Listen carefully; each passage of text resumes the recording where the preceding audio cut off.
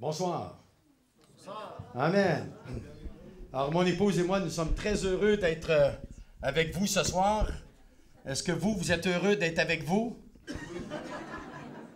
Non, mais il y a des fois comme ça, hein, on n'est pas peut-être bien avec soi-même, mais j'espère que ce soir, oui. Amen. C'est samedi soir. Habituellement, moi, en tout cas, si je recule quelques années en arrière, samedi soir, c'est le soir où tu mettais ton plus beau costard et tu te préparais à aller danser ou à la conquête de.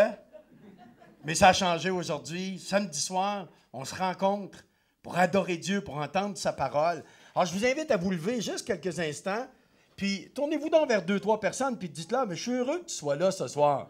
Amen. Si vous êtes heureux d'être avec vous, vous pouvez souhaiter la bienvenue à quelques personnes aussi. Amen. Moi aussi, je suis heureux que tu sois là, mon frère. Et peut-être plus 30. Amen. Sois béni. Hein? Alléluia. Gloire à Dieu.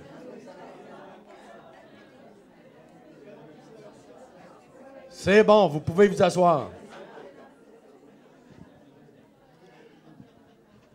Combien il y en a, c'est la première fois que vous m'entendez, vous me rencontrez? Levez la main, ceux que c'est la première fois.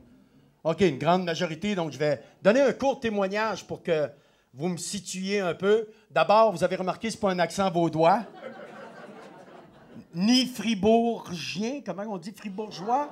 Fribourgeois. Je viens du Canada. Et le Canada est situé en Amérique du Nord. Je ne sais pas si c'est par là, mais l'autre côté de l'océan Atlantique. Et le Canada n'est pas divisé en cantons, mais en provinces. Et mon épouse et moi, nous venons de la province de Québec, qui, à elle seule, on m'a dit qu'elle était 50 fois plus grande que la Suisse. Juste la province de Québec. Et on n'est que 7 millions d'habitants dans cette grande province de Québec. Et nous, les Québécois, on est un peu comme Astérix et les Gaulois. Sauf qu'au lieu de résister à l'envahisseur romain, on résiste aux 280 millions d'anglophones qui nous entourent pour maintenir la belle langue française dans ce coin d'Amérique. Et vous aurez remarqué, au Québec, on parle français, mais sans accent. Ça vous fait rigoler, hein? Pourtant, vous avez un accent, hein? Alléluia, un bel accent. Amen. Et il s'est produit un événement dans ma vie en 1980. Vous aurez remarqué que ce n'est pas l'année de ma naissance, mais c'était l'année de ma deuxième naissance. Alors qu'un homme d'affaires de Toronto, avec qui j'étais en négociation pour obtenir l'exclusivité de son produit pour la province de Québec, m'a regardé droit dans les yeux et m'a dit « Michel, quand tu en auras assez de mener ta vie tout seul, donne-la au Seigneur Jésus-Christ. » Ce que j'ai trouvé très bizarre de sa part. Je l'ai remercié poliment. J'ai pris l'avion pour retourner au Québec, d'où j'étais. Mais ça m'a interpellé. Je n'avais rien raconté de ma vie à cet homme. Mais lorsque je suis allé le rencontrer, j'étais en instance de divorce. Je venais de faire un dépôt de bilan et j'étais lié par une dépendance presque quotidienne à la cocaïne. Pendant 32 ans de ma vie, c'est l'âge que j'avais en 1980, il y avait plein de gens autour de moi pour me dire ce qui n'allait pas dans ma vie. Plein de gens pour me pointer mes déficiences, mes problèmes, mes difficultés. Mais personne pour m'offrir une solution. Mais cet homme m'a interpellé avec un défi. Que quand j'en aurais assez de mener la vie que je menais, de la donner au Seigneur Jésus-Christ. C'était à l'été de 1980. Et en novembre 1980, un soir, séparé de mon épouse, près du divorce, j'en avais assez de mener ma vie tout seul. J'ai crié au Seigneur Jésus et j'ai dit, si tu existes, si vraiment tu es le Fils de Dieu, prends ma vie, fais-en ce que tu veux. Puis j'ai dit, je te demande une chose, si tu es Dieu, tu es puissant, délivre-moi de la drogue. Nous étions en novembre 1980 et c'est la dernière fois de ma vie que j'ai consommé quelque drogue que ce soit. La parole de Dieu dit, quand un malheureux crie, l'Éternel l'entend et le délivre de toutes ses détresses. Et par la suite, le restant est sur le CD de mon témoignage que j'ai emmené avec moi. Alléluia! Non, mais c'est le but de la rencontre de ce soir, c'est pas de donner tout mon témoignage, mais écoutez, quand tu donnes véritablement ta vie au Seigneur Jésus-Christ, les choses changent. Combien il y en a, vous comprenez ce que je dis ce soir? Combien il y en a, vous êtes d'accord avec ce que je viens de dire? Ma vie a été complètement transformée. Le divorce n'a pas eu lieu. J'aimerais vous présenter celle avec qui je suis marié depuis 32 ans. C'est pas un record, mais aujourd'hui, c'est une très bonne moyenne, n'est-ce pas? Elle se prénomme France. Tu veux te lever, chérie, derrière, là-bas? Alléluia!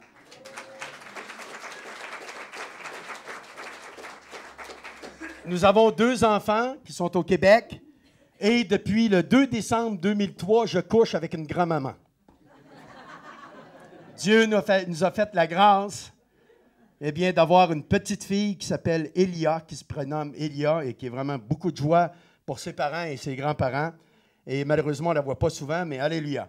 Amen. Et donc, Dieu a vraiment intervenu dans ma vie et tellement de choses sont changées que même aujourd'hui, je me tiens devant vous avec 2 livres que j'ai écrits. Le premier, il s'appelle « Le combat spirituel » et le deuxième, « Renversons les forteresses ».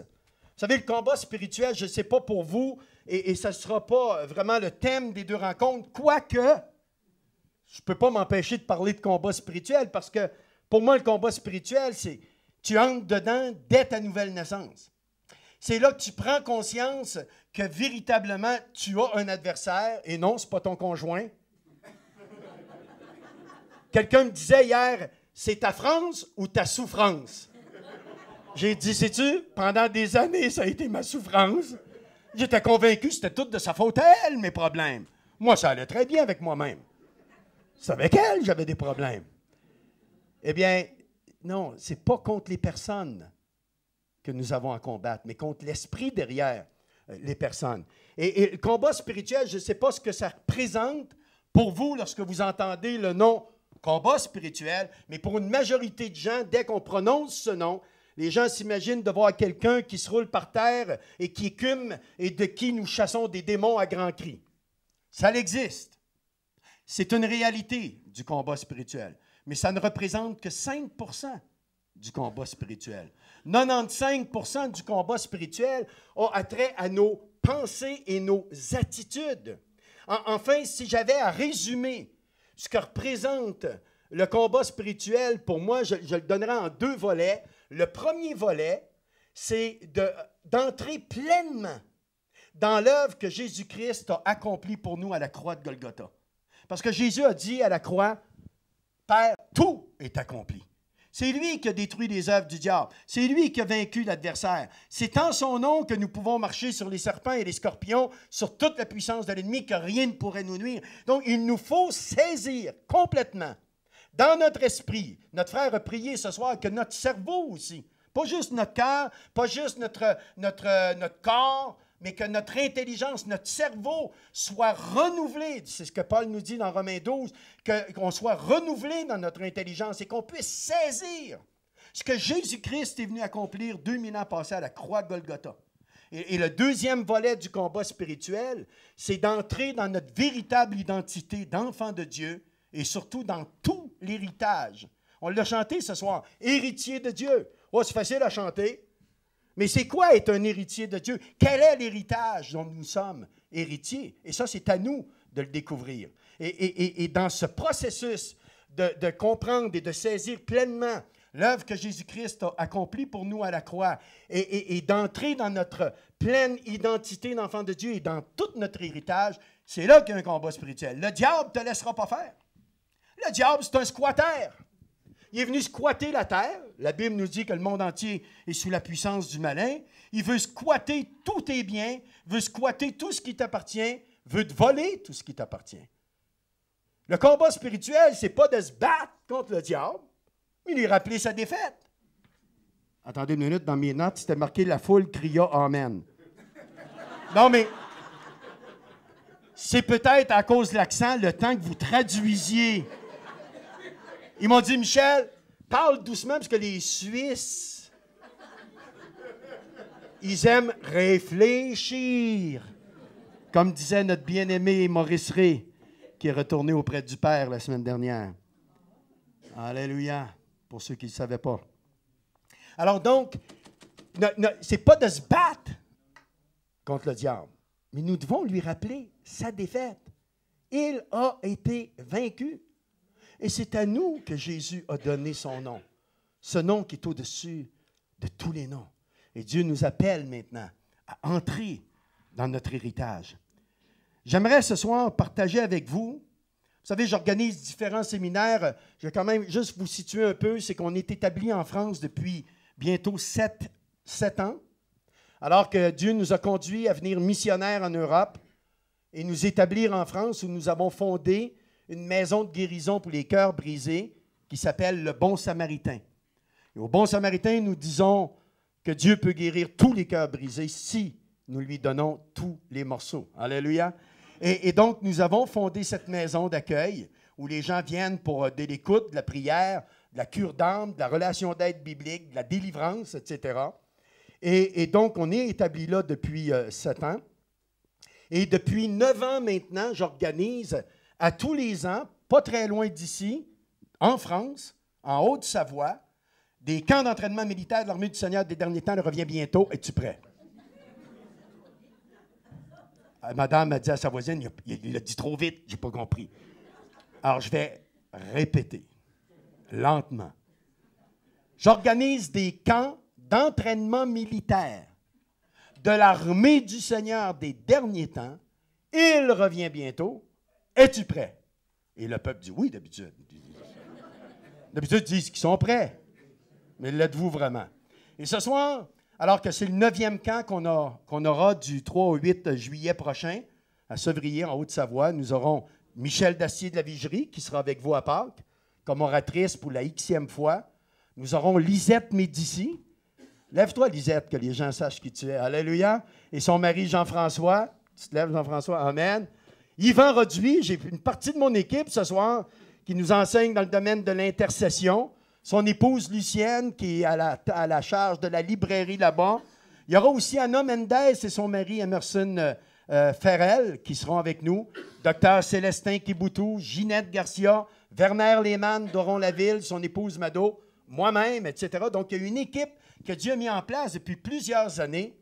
Et pendant la louange ce soir, alors qu'on est allé prier avant la réunion, moi, j'avais préparé tout un beau message ce soir. J'ai pris des notes.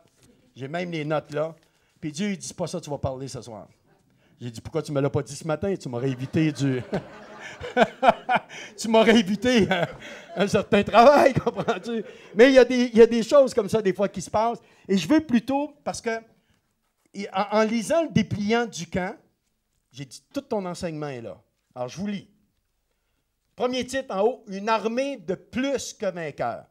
D'abord, une armée. Une armée. Dieu nous appelle à être des soldats. Et Dieu, le nom qui est le plus souvent de fois utilisé pour l'identifier dans l'Ancien Testament, est l'Éternel des armées. Vous ferez une recherche, vous allez voir le nom le plus souvent de fois mentionné pour identifier Dieu dans l'Ancien Testament, c'est l'Éternel des armées. Une armée de plus que vainqueur. C'est quoi un plus que vainqueur? La différence entre un vainqueur et un plus que vainqueur. Parce que ici, je dis, on est une armée de plus que vainqueur. Je vous donne un exemple. Mike Tyson monte dans le ring pour un combat de championnat du monde. Il y a un adversaire devant lui. Les deux boxeurs se sont entraînés pendant des mois pour ce combat. C'est un championnat du monde. Et là, il monte dans le ring, Tyson, puis il se bat comme un forcené. Il donne des coups, il en reçoit, il en donne, il en reçoit, il persévère dans le combat. Et finalement, après plusieurs rounds et plusieurs coups, il met son adversaire KO. L'arbitre compte jusqu'à 10, déclare l'adversaire perdant, lève le bras de Mike Tyson, met une ceinture autour de sa taille et lui donne un chèque de 500 000 €. Il est déclaré vainqueur. Mike Tyson arrive chez lui, il donne le chèque à sa femme. Elle est plus que vainqueur.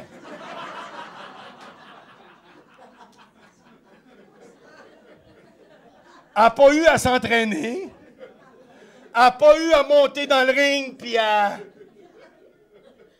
bénéficier de tout le résultat. Qui est allé à la croix? Jésus-Christ. Qui a affronté les puissances des ténèbres? Qui les a vaincus? Qui les a dépouillés? Qui a détruit l'acte dont les ordonnances nous condamnaient et qui subsistaient contre nous? Alléluia. Qui a tout accompli pour nous? Alléluia. Donc, un plus que vainqueur, c'est celui qui s'approprie la victoire de celui qui est allé combattre. Merci beaucoup, parce que c'est ça qui était marqué dans mes notes. Amen. Donc, une armée de plus que vainqueurs. 9e camp militaire. On est persévérant, hein? On ne lâche pas. Année après année, on organise. 9e en France. Ce sera le 5e en Belgique. J'en ai fait 3 au Québec. Et Dieu connaît la suite. Et là, j'entre dans le verset que Dieu m'a donné comme thème pour l'année. À chaque début d'année, vous savez, il y en a qui prennent des résolutions. Moi, je prends des décisions.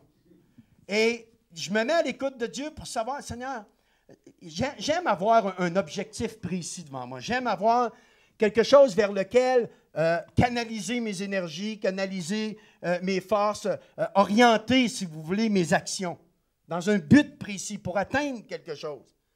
Et à chaque début d'année, Dieu me donne un thème pour l'année et toujours spécialement orienté vers le camp. Écoutez bien le verset de cette année.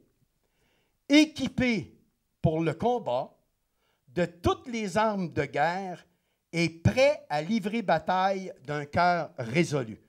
Et Dieu dit, c'est ce que tu vas leur partager ce soir. Sur ce verset, équipé pour le combat. Est-ce que vous êtes équipé pour le combat?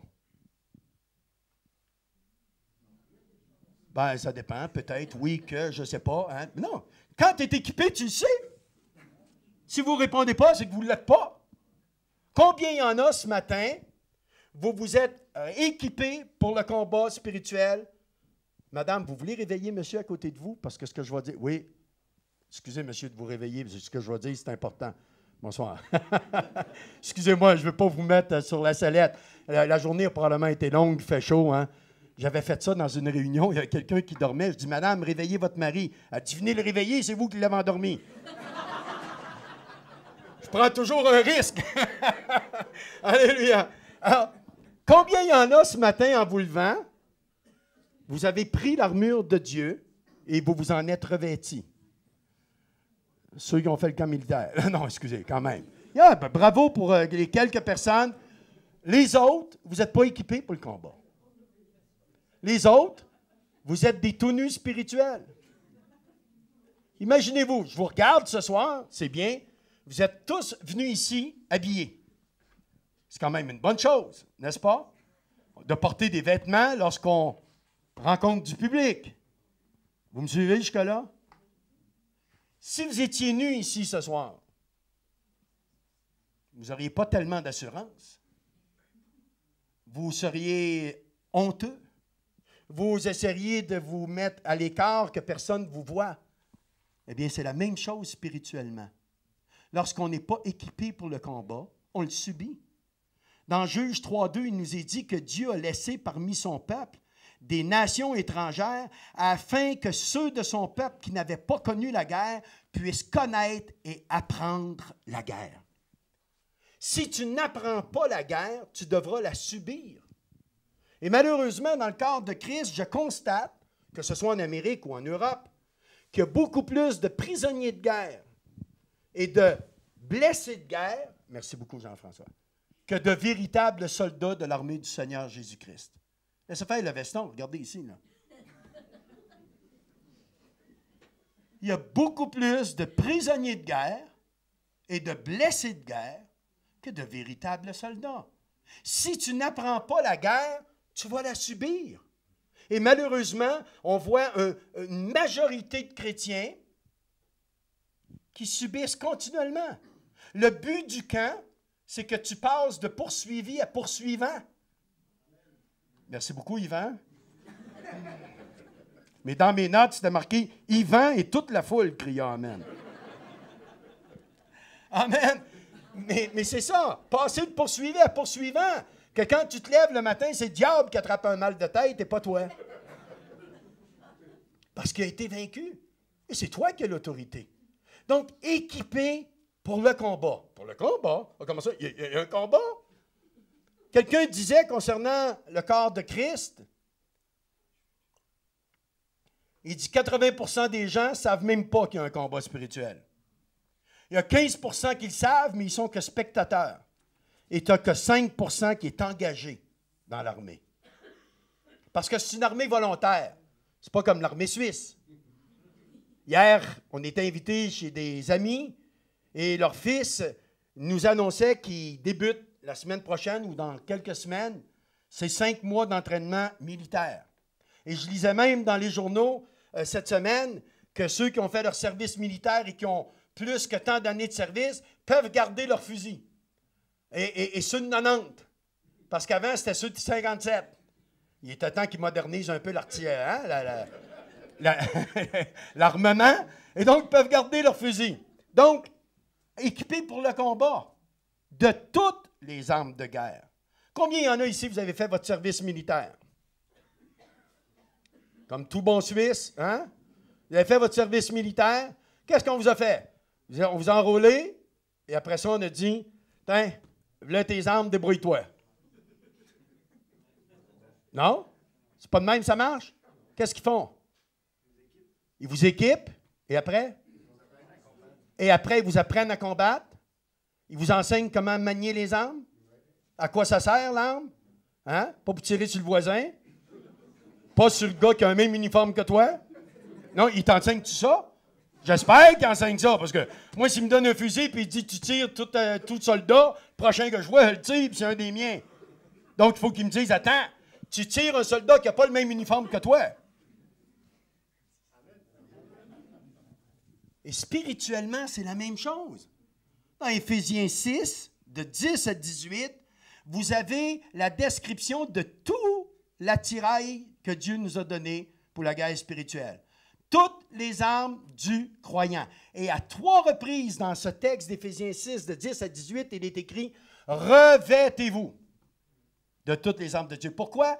Afin de tenir ferme contre toutes les ruses du diable. Tenez donc ferme. Ayez à vos reins. Quoi? La ceinture de vérité. Revêtez la justice, la cuirasse de justice. Ayez à vos pieds chaussures de paix que donne, les chaussures de zèle que donne l'évangile de paix. Le bouclier pour éteindre quoi? Les traits enflammés du malin. Revêtez-vous du casque du salut. Prenez l'épée de l'esprit qui est la parole de Dieu. Et faites des prières. Parce que c'est la prière, l'intercession qui va rendre toutes ces armes efficaces. Et donc, Dieu nous a laissé une armure complète. La différence avec l'armure de Dieu et l'armure du soldat suisse, ou toutes les armes du soldat suisse, commence à l'origine que dans l'armée suisse, tu n'as pas le choix, c'est obligatoire. Dans l'armée du Seigneur, ce sont des volontaires. Des volontaires. Mais, en Suisse, si on ne t'oblige pas, il y a un esprit neutre. Nous, on est neutre. Nous, on ne fera pas la guerre à personne. Pendant que vous irez faire la guerre, laissez-nous votre argent, on va l'administrer. On est pacifique. Il y en a qui ne sont pas d'accord, mais prenez pas ça personnel. Hein, prenez pas ça personnel. Et je ne suis pas en train de dire, vous êtes neutre. Mais la Suisse a la réputation d'avoir été neutre, épargné de 2 guerres mondiales. Quand je suis arrivé ce soir, notre frère nous a remis une prophétie qu'il a reçue pour la Suisse.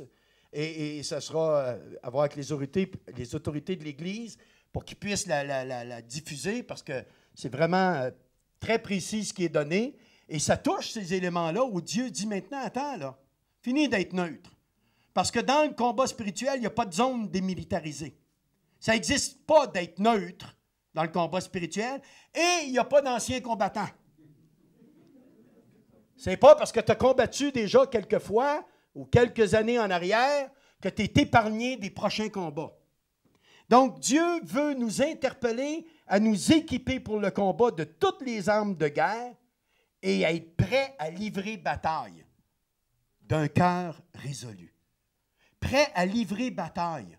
Parce que, bien aimé, il y a une guerre spirituelle qui fait rage. Vous pensez que vous êtes neutre? Oh, peut-être que vous avez été neutre pour les 2 conflits mondiaux qu'il y a eu. Vous avez été épargné des bombes. Mais j'aimerais vous parler d'une guerre dans laquelle vous n'êtes pas neutre. Et je vois les ravages partout. Plus haut taux de suicide chez les 29 ans et moins. 2 mariages sur 3, c'est le divorce. Allô? Vous fournissez la drogue aux drogués au lieu de les amener à la délivrance. Ça coûte combien à l'État, ça? Regardez le nombre de dépendants de drogue, de gens sur l'héroïne. Je sais, on en a accueilli beaucoup au Bon Samaritain et qui, par la grâce de Dieu, ont pu vivre des victoires. Mais bien aimés, regardez autour de vous.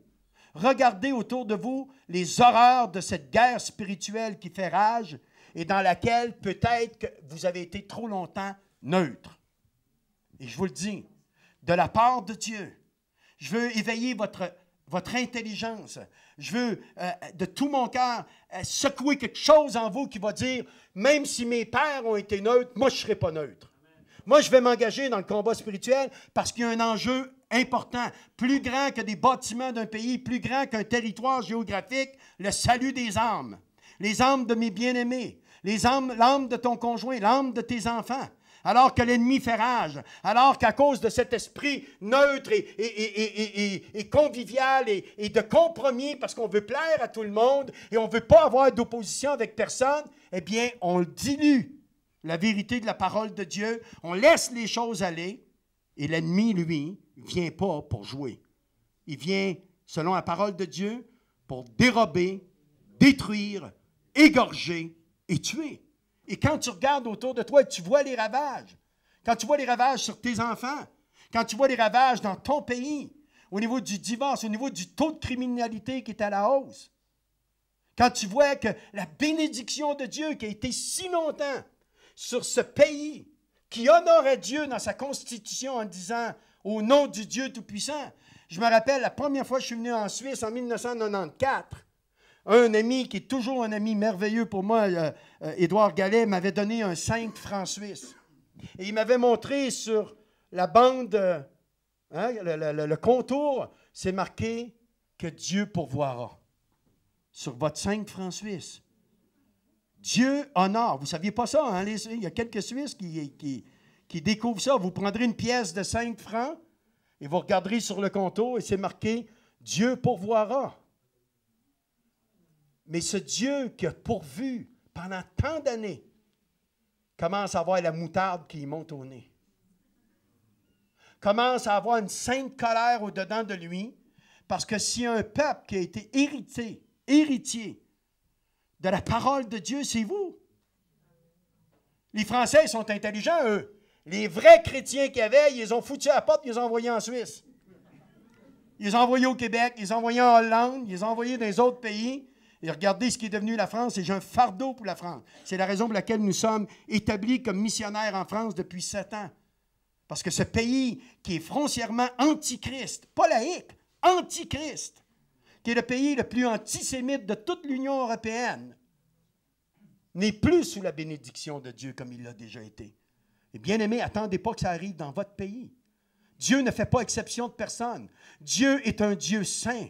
Dieu veut vraiment toucher nos cœurs ce soir et nous sortir d'un certain laxisme et d'un certain conformisme et confort où ça va bien encore.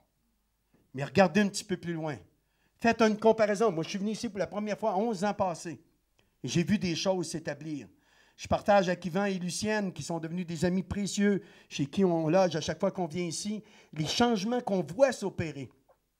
Alors que je disais que partout où j'allais, le seul pays où je voyais encore le nom de Dieu être utilisé était la Suisse. Et quelques années en arrière, 2 ans en arrière, ils ont voulu enlever ça de la Constitution. Heureusement, les chrétiens se sont levés et ils ont dit non. Mais ils vont revenir à la charge. Parce que l'ennemi n'abandonne pas, il est persévérant. Il veut que toute connotation de Dieu, comme ils sont en train de le faire dans l'Union européenne, aucune mention de Dieu dans toute constitution, quelle qu'elle soit, qui concerne l'Union européenne. On ne veut plus de Dieu. C'est l'homme qui est Dieu. Et Dieu ne laissera pas ça aller longtemps. Et c'est la raison pour laquelle il cherche. Il dit dans sa parole, si mon peuple sur qui est invoqué mon nom, le nom de Dieu est invoqué sur vous. Vous invoquez le nom de Dieu. Eh bien, humiliez-vous, repentez-vous, détournez-vous de vos mauvaises voies.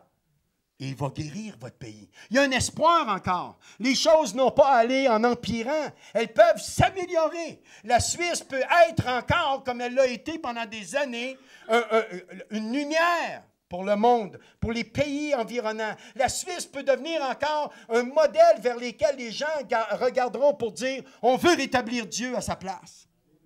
Mais pour ça, ça ne se fera pas assis sur nos blancs à jouer à l'Église.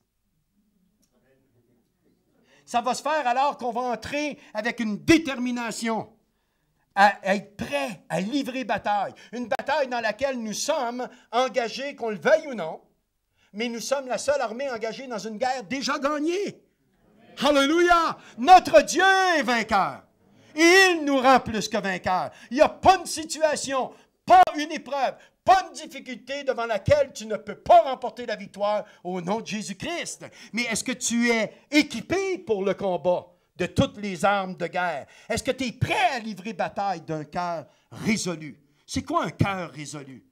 Comme Jacob, quand il a combattu contre l'ange de l'Éternel, et il a dit à l'ange, je ne te laisserai pas partir jusqu'à ce que tu m'aies béni. Une telle détermination. J'appelle ça un esprit de pitbull. Quand il prend une mordée, il ne lâche plus. Il ne lâche plus. Croûte que croûte jusqu'au bout, comme j'aime dire. Quand tu entreprends quelque chose, tu n'y vas pas avec les « ouais, ben je vais essayer, puis si c'est trop difficile, je vais relâcher. » Non! C'est pas ça un cœur résolu. Un cœur résolu, c'est quelqu'un qui s'engage dans une action et qui a décidé dans son cœur que peu importe les circonstances, peu importe le temps, peu importe les difficultés, qu'il persévérerait jusqu'à la victoire. Dieu cherche encore aujourd'hui des hommes et des femmes prêts à livrer bataille d'un cœur résolu. Moi, je vais vous dire quelque chose, bien-aimés. Ce que je vous partage ce soir, je vous partage de tout mon cœur. Je ne suis pas un théologien. Je ne suis pas venu ici vous faire un beau discours persuasif de la sagesse. Je viens vous livrer mon cœur. Pendant des années, alors que j'étais chrétien, en tant que chrétien engagé dans ma communauté, dans mon église locale, engagé avec les hommes d'affaires du plein évangile, quelqu'un d'engagé, mais je négligeais ma famille. Je n'assumais pas mon rôle de souverain sacrificateur, de chef spirituel, de sentinelle autour de ma maison. Comme notre frère nous a dit ce soir dans un des chants, hein, où c'est plutôt Daniel, il lisait le texte d'Ézéchiel, « Je cherche un homme. » Et Dieu cherchait un homme pour veiller au-dessus de ma maison, puis il ne me trouvait pas, j'étais occupé partout. Je n'avais pas saisi l'importance du combat spirituel. Je n'avais pas saisi la réalité de mon rôle de sentinelle autour de ma maison. Et le diable, parce qu'il n'y avait personne qui veillait sur ma maison, a pu entrer. Et il a commencé par faire éclater notre couple. Alors qu'en 94, on a vécu une séparation qui nous a emmenés à ça du divorce. Après ça, il s'est servi de cette situation pour amener mes enfants à quitter l'Assemblée et à retourner dans les choses du monde. Mais à travers cette épreuve, j'ai appris la guerre comme jamais je l'avais appris. Parce que l'enjeu était important. Oh, quand ça touche les autres, ça peut t'affecter, on est des gens de compassion.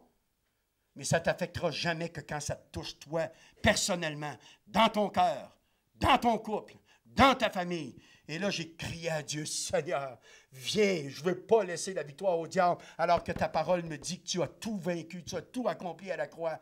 Seigneur, apprends-moi à être le père que je devrais être, apprends-moi à être l'époux que je devrais être, apprends-moi à être ce souverain sacrificateur dont ta parole me dit que je suis, apprends-moi à être une sentinelle, parce que je ne sais pas comment. Et lorsqu'on s'humilie, lorsqu'on a cette attitude de cœur, bien-aimé, Dieu vient. Il te prend dans ses bras et il dit, je ne te condamne pas. Jamais Dieu vient condamner. C'est le diable qui vient condamner. C'est l'accusateur. L'accusateur, ce n'est pas le Saint-Esprit. L'accusateur vient pour convaincre. Et le Saint-Esprit m'a convaincu. M'a convaincu que je n'avais pas assumé mon rôle. Je n'avais pas pris mon rôle comme j'aurais dû le prendre. Et parce que je me suis humilié, parce que je l'ai reconnu, il dit, viens maintenant, je vais t'apprendre. Et il m'a donné ce verset de Zacharie 9,8 qui disait « Je camperai maintenant autour de ma maison pour la protéger contre une armée, contre les allants et contre les venants, et l'oppresseur ne viendra pas près d'elle, car maintenant mes yeux sont fixés sur ma maison. » Et là, j'ai commencé à me tenir dans la brèche. J'ai commencé à prier pour mon épouse, à la bénir chaque matin, à bénir mes enfants, à me tenir en leur faveur, comme Job, qui se levait tôt le matin et qui venait devant Dieu offrir une offrande pour ses enfants, au cas qu'il aurait péché contre l'Éternel pendant la nuit. J'ai pris mon rôle et j'ai commencé à offrir à Dieu. J'ai commencé à déclarer les promesses de Dieu. Je me suis engagé. J'étais prêt à livrer bataille d'un cœur résolu, que le diable n'aurait pas mon couple, que le diable n'aurait pas mes enfants. Parce que ce rachat de mon couple, de mes enfants, a été fait à grand prix. Il a fallu le sang de Jésus qui soit versé à la croix. Et j'ai commencé à prendre ça au sérieux et à commencer à marteler les cieux et à déclarer au diable sa défaite, que c'est moi maintenant qui avais autorité sur lui et qui pouvais avoir mes enfants pour un temps, mais qu'ils n'auraient pas pour longtemps. Parce que la parole de Dieu dit « Je ramènerai tes enfants du pays dans lequel l'ennemi les gardait captifs. Crois au Seigneur Jésus, tu seras sauvé, toi et ta famille. Moi, l'Éternel, je ramènerai le cœur des enfants vers les parents, le cœur des parents vers les enfants. » Ce sont des promesses de Dieu pour nous, bien-aimés. Et j'ai commencé à les croire, j'ai commencé à les déclarer, à me les approprier. Et je me suis engagé, j'étais prêt à livrer bataille d'un cœur résolu et de dire à diable, dans ce combat-là, c'est toi qui vas lâcher, pas moi. Amen. Mon couple a été rétabli. Mes enfants sont revenus au Seigneur. Et d'une famille complètement dysfonctionnelle, aujourd'hui, on est une famille de plus en plus unie. De plus en plus unie. Alléluia! C'était la volonté de Dieu. Et pourquoi ça n'arrivait pas avant? Parce que je n'ai pas pris au sérieux mon rôle. Je ne me suis pas engagé dans cette bataille avec un cœur résolu. Je laissais les choses aller. On ne peut plus laisser les choses aller. On ne peut plus laisser les choses aller. Je veux terminer avec ce verset dans Matthieu 11, 12, où il nous est dit que depuis les temps de Jean-Baptiste jusqu'à aujourd'hui, le royaume de Dieu est forcé. Et ce sont les violents qui s'en emparent. Bien-aimés, il est temps qu'on devienne violent contre le véritable adversaire. Qu'on devienne violent dans le monde spirituel pour dire, diable, il y a des promesses de Dieu sur ma vie et ce n'est pas toi qui vas empêcher Dieu de les réaliser. Arrière de moi, Satan, au nom de Jésus. Dans Jacques 4, au verset 7, il est écrit, soumettez-vous à Dieu, résistez au diable, il s'enfuira loin de vous. C'est quand la dernière fois tu as résisté au diable? C'est quand la dernière fois tu as pris autorité contre l'esprit de dispute dans ta famille, contre l'esprit de division, contre l'esprit du monde qui est entré par la télévision, par toutes sortes de moyens et qui a emmené tes enfants hors des voies de Dieu? C'est quand la dernière fois tu as dit, hey, wow, moi et ma maison, nous servirons l'Éternel. Ces choses-là vont, alléluia, il est temps qu'on devienne violent, mais contre le véritable ennemi. Doux et rusé dans le monde, mais violent contre ce squatteur, ce voleur qui a été dépouillé 2000 ans passés à la croix et qui continue à manipuler les chrétiens en jouant sur leur manque de connaissance. Osée 4:6, mon peuple périt parce qu'il lui manque la connaissance. En jouant sur le laxisme, en jouant sur la religiosité, continue à faire une œuvre, alors que Jésus, dans 1 Jean 3:8, nous est dit qu'il est venu détruire les œuvres du diable. Est-ce que vous croyez que Jésus a détruit les œuvres du diable? Vous faites bien de le croire. Il l'a fait, une fois pour toutes. Comment se fait-il que le diable fasse encore des œuvres? C'est que nous le laissons faire. Nous le laissons faire. C'est nous les véritables autorités sur la planète. Nous faisons fonction d'ambassadeurs de Christ. Pas de n'importe qui. Savez-vous qui est Jésus-Christ? Savez-vous quelle est son autorité, son rang, sa position? Et nous le représentons. Tout le sol que la plante de ton pied foule t'appartient. Tu n'as pas idée de l'autorité qu'il y a en toi. L'endroit où tu es, tu ne sais pas la bénédiction qui est sur ce lieu parce que tu es là. L'entreprise dans laquelle tu travailles, le lycée où tu vas à l'école, la commune dans laquelle tu habites, est bénie, est protégée parce que tu es là. Rappelez-vous Sodome et Gomorrhe, quand Abraham plaide avec Dieu, si tu y trouves, dis juste. Tu vas épargner. Parce que tu es là, il y a quelque chose de la main de Dieu qui est retenu. Mais là, Dieu dit, dépêchez-vous parce que là, la moutarde me monte au nez. Là, je commence à en avoir ras-le-bol de voir mon peuple dans l'état qu'il est et de voir celui que j'ai vaincu 2000 ans passés continuer à faire des œuvres de destruction. Pensez-vous que Dieu est indifférent quand un bébé est avorté? Pensez-vous que Dieu est indifférent quand un jeune se suicide? Pensez-vous que Dieu est complètement pas concerné quand un couple éclate, avec les ravages que ça fait chez les enfants? Vous pensez que Dieu n'est pas concerné? Dieu est concerné. Et Dieu est concerné. Et sa parole nous dit que la coupe de sa colère commence à être remplie à ras-bol. Elle commence à être remplie. Pas sur nous, bien-aimés. Nous, on est épargnés de la colère de Dieu. Il y a une colère qui vient sur ce monde. Et on peut leur épargner cette colère-là en les amenant dans le royaume de Dieu. Et pour ça, il faut s'engager dans le combat spirituel. Pourquoi vous pensez qu'on organise des camps comme ça? Parce que ça fait bien de faire un camp? Parce que c'est quelque chose qui donne un titre? Non. Dieu saisit mon cœur avec l'état du peuple de Dieu. Puis il dit, apprends à mon peuple la guerre. Apprends, forme des soldats. Vous savez, le premier verset que Dieu m'a donné pour ces camps militaires, le thème de chacun de nos camps, peu importe le titre qu'on lui donne d'année en année, c'est 2 Timothée 2, versets 3 à 5, où il est écrit « Souffre avec moi comme un bon soldat de Jésus-Christ. Il n'est pas de soldat qui s'embarrasse des affaires de la vie s'il veut plaire à celui qui l'a enrôlé. Et l'athlète n'est pas couronné s'il n'a pas combattu selon les règles. » Bien-aimés, il y a trop de souffrances dans le peuple de Dieu qui sont des souffrances inutiles. Savez-vous pourquoi Dieu nous interpelle à travers Paul dans 2 Timothée 2 de souffrir avec Paul comme un bon soldat de Jésus-Christ afin de ne plus souffrir inutilement? Que nos souffrances soient des souffrances qui proviennent de notre évangélisation, de notre témoignage, de notre engagement pour la cause de Jésus-Christ, alors qu'on se lève le matin avec un cœur résolu, prêt à livrer bataille pour dépouiller l'enfer et peupler le ciel. C'est ça notre mission. Il dit, faites de toutes les nations des disciples. Et Dieu t'a invité ici ce soir pour que tu entendes quelque chose que je ne savais même pas que je te dirais. Je peux vous le prouver avec mes notes dans ma page, et j'en ai même parlé à Yvan aujourd'hui. Le thème que je développais ce soir, je l'ai même confirmé à Daniel quand il m'a demandé ce serait quoi. Et pendant la louange, Dieu dit non. J'ai un peuple ici qui est prêt à livrer bataille d'un cœur résolu. J'ai des hommes et des femmes qui ne sont pas connus publiquement, mais qui sont connus personnellement de moi, dit Dieu. Dieu veut dire ce soir, il y en a beaucoup ici. Vous êtes personnellement connus de Dieu parce que vous avez une intimité avec Dieu. Dieu connaît les cœurs à cœur que vous avez avec lui. Dieu connaît votre désir de voir des choses changer.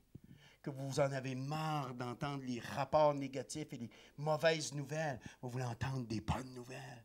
Vous voulez voir la puissance de Dieu se manifester. On a chanté tout à l'heure à Dieu d'envoyer un réveil. Je m'excuse, ce n'est pas un réveil qu'on a besoin. Moi, un réveil, je mets ça quand je dors. Si tu ne dors pas, ce n'est pas un réveil. On a besoin d'une réforme. De revenir à la parole de Dieu, de croire Dieu, de croire que ce qui est écrit dans sa parole est encore vrai pour aujourd'hui. Et que le nom de Jésus n'a pas changé. Il est le même hier, aujourd'hui, éternellement. Sa parole ne changera pas. Le ciel et la terre vont passer. Alors, regardez ce qui est arrivé avec le tsunami. Il y a des événements qui se produisent un peu partout sur la planète et c'est rien avec ce qui s'en vient. Il dit que le ciel va s'écouler avec fracas, la lune va perdre sa lumière, le soleil, sa chaleur, machin, etc. Il y a plein de choses qui sont données. Le ciel et la terre passeront, mais ma parole ne passera pas. Et il est temps que vous et moi, nous devions des hommes et des femmes de la parole de Dieu. Des hommes et des femmes qui prenons au sérieux ce que cette parole-là nous dit. Il y a un enjeu, parce qu'il y a un voleur qui vient pour voler, détruire, égorger et tuer, et il ne fait pas de quartier.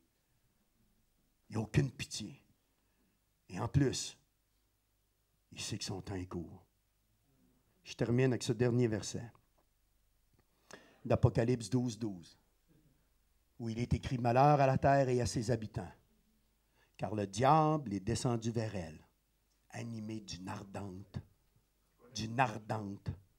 colère. » Moi, je ne suis pas un grand mathématicien, mais l'apôtre Jean a reçu cette révélation aux alentours de l'an 70 après Jésus-Christ. Combien en a, vous êtes d'accord pour dire ici en l'an 70 après Jésus-Christ, il restait peu de temps au diable. Il en reste encore moins en 2005 qu'il en restait. Imaginez-vous l'ardeur de sa colère. Alors que gamin,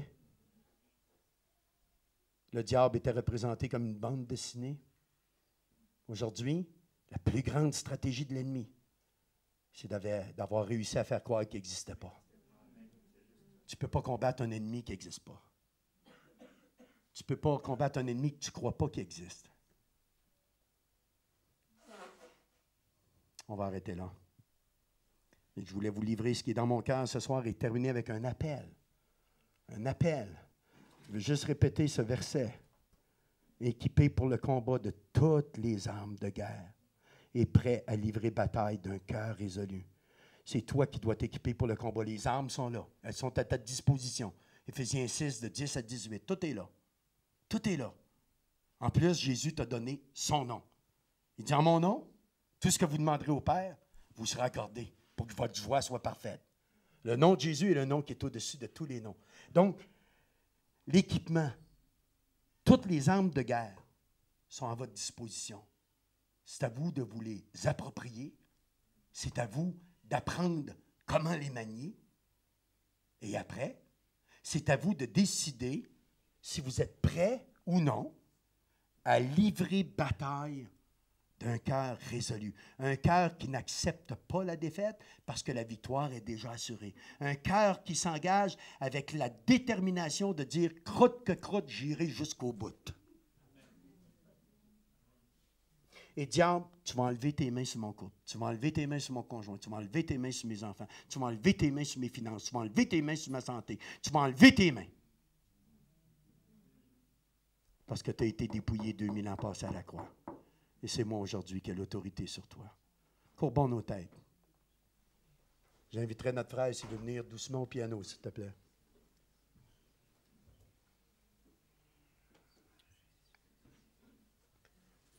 Je voudrais ce soir que ce soit un temps où chacun se place devant Dieu.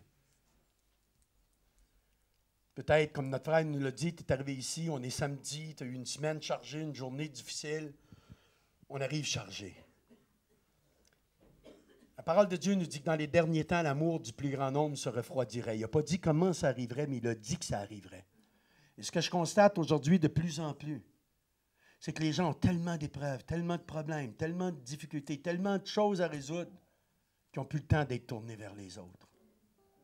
Et Dieu te dit, si tu cherches premièrement mon royaume et ma justice, moi je vais te donner tout le reste. Ne t'inquiète pas de quoi tu seras vêtu demain, ni de quoi tu mangeras. Ce sont les païens qui s'inquiètent pour l'avenir. Pas toi. Tu es mon enfant. L'Éternel est mon berger, je ne manquerai de rien. Les promesses de Dieu sont là pour nous. Mais la différence entre Jésus et le diable qui est un squatter, qui défonce les portes, qui est un voleur, qui rentre sans permission, mais Jésus, lui, il se tient à la porte et il frappe. Puis il dit, si tu entends et tu ouvres, je vais entrer. Peut-être que tu es ici ce soir et le nom de Jésus est un nom historique pour toi. Tu dis, Michel, comment tu veux que je m'équipe pour le combat de toutes les armes de guerre puis que je sois prêt à livrer bataille? Je suis en questionnement, je suis en chemin. Jésus n'est pas mon sauveur personnel. Je suis à mes premiers pas. Je suis venu ici parce que je suis en recherche. J'ai entendu parler de Jésus, mais il n'est pas mon sauveur, mon Seigneur personnel. Mais ce soir, je l'ai entendu frapper à la porte de mon cœur. Et je veux ouvrir pour qu'il vienne chez moi. J'ai besoin de Jésus. S'il existe, s'il est vraiment le Fils de Dieu, comme je lui ai demandé 25 ans passés. Si tu existes, si tu es le Fils de Dieu, prends ma vie faisant ce que tu veux. Peut-être que tu es là ce soir et tu es à ce premier pas d'inviter Jésus dans ta vie. Si c'est ton cas, lève ta main là où tu es, dans cette assemblée. C'est un cœur à cœur entre toi et Dieu. C'est un rendez-vous divin entre toi et Dieu. Alors que Dieu te dit ce soir, je me tiens à la porte puis je frappe. Si tu entends et tu ouvres, je vais entrer. On va souper ensemble puis je vais faire ma demeure en toi. Je vais répondre à tes questions. Je vais donner un sens à ta vie. Je vais te révéler ta véritable identité. Je vais guérir ton cœur brisé. Je vais te libérer des liens du passé. Je vais te donner un nouveau départ. Je vais faire de toi une nouvelle créature. Je vais te donner un avenir et de l'espérance. Mais la première condition, c'est que tu m'ouvres ton cœur. Parce que contrairement au diable, moi, je ne force pas. Je ne défonce pas les portes. Je ne viens pas comme un voleur. Donc, si tu veux ouvrir, lève ta main. Là où tu es. Tu as simplement levé ta main. En signe à Dieu pour dire, je veux que tu viennes dans mon cœur ce soir.